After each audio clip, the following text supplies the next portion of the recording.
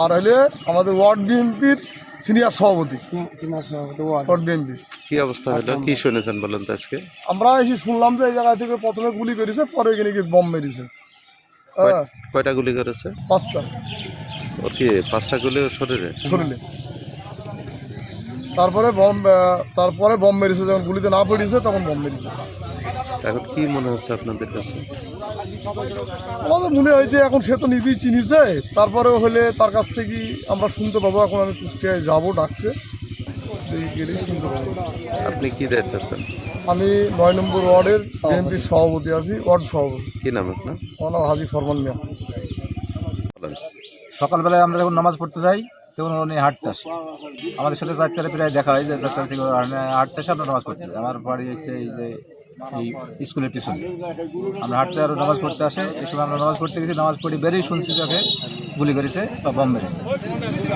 তারপরে আমি হসপিটালে যাই, তারপরে দেখি যার পিছনে 3টি গুলির চিহ্ন আছে এবং বুকে 2টো ছিদ্র আছে, এবং ছিদ্রটা গুলির ছিদ্র কি বমের ছিদ্র আছে। ডাক্তারও নিশ্চিত করেনি বমের কি গুলি। ডাক্তার এই মুহূর্তে কুষ্টিয়া পাঠিয়ে দিয়েছে। 5টার দিকে উঠি, উঠার পরেই একজন আমাকে সংবাদ দিল যে এই বাবুই মুকুলের বোম মেরেছে। উঠার পরে আমি জানতে পেলাম যে না, এটা গুলি মেরেছে, 4টি গুলি আমরা এখানে বার করছে এবং দেখলাম যেহেতু তদন্তের অবস্থায়, কিন্তু দীর্ঘদিন এই অল্প দিন না, মাসখানিক হবে না, একটা মারামারি সাহারবাড়ি গ্রামে হয়েছিল, সেটা 8 আর 9 মিলি এই 70 মনে করি আমার মনে এই দুর্ঘটনা ঘটেছে।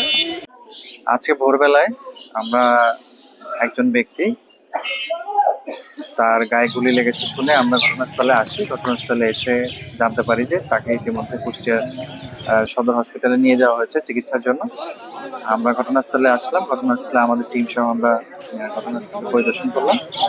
কিছু তথ্য আমরা পেয়েছি, আমাদের তদন্ত এখনো চলমান আছে। আমরা আশা করি আরো কিছুক্ষণ আমাদের তদন্ত চলমান আছে।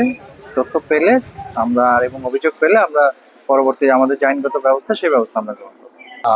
20 তারিখ সকাল 5:20 এর দিকে আমি একটা পেশেন্ট পাই। পেশেন্টের মাল্টিপল ল্যাসারেটেড অন চেস্টে এবং আপার ব্যাকে।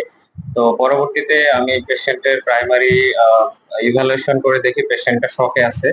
তো প্রাইমারি ম্যানেজমেন্ট এবং ব্লিডিং পয়েন্টগুলো সিকিউর করে পরবর্তী ফার্দার ট্রিটমেন্টের জন্য ওনাকে কুষ্টিয়া মেডিকেল কলেজে রেফার করি।